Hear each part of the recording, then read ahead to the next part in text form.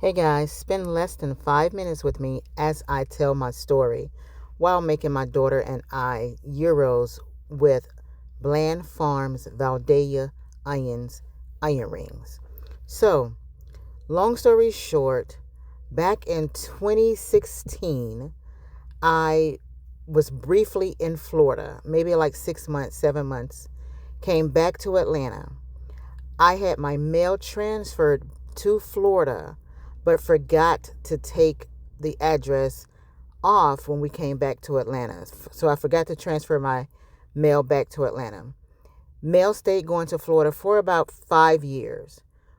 When COVID happened, I had a little bit more time. I was, at home relaxing or whatever, and realized that my mail was still going to Florida. So I changed my mail back to Atlanta. Once I changed it back to Atlanta, it created all of this chaos. So the Fulton County decided, okay, so I had not been living in my home all these years. So they removed my homestead exempt and added all of the discounted taxes back on for each year. Once they did that, the taxes skyrocketed. So now, mind you, I've been paying taxes each year, but then these additional taxes came on, and I started paying those as well. I did a court date. They would not remove them. I sent in tax papers. They would not remove them. And so now it has built interest, and we're here. The property, which is my property, we do have property in my parents' hometown, but not that property. The property that Joya and I currently live in has been seized. And so that's what I'm raising funds for. Right now, the taxes for that is $7,000 to get it from being on the auction block.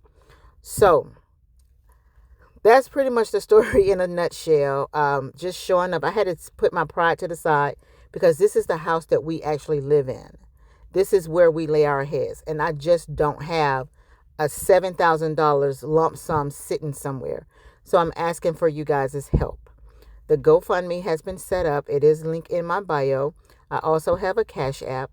And you can DM me for my phone number if you want to do Zelle. I just really need help. And sometimes we have to put our pride to the side in order to get the help that we need. We have to not be fearful and step out of our comfort zone in order to be comfortable. We are here to help each other.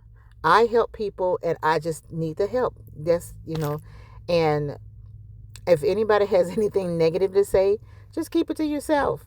Because at the end of the day, I need to make sure or try to make sure that I do everything I possibly can to prevent us from being on the street, to prevent us from not having anywhere to stay, to prevent us from losing our home.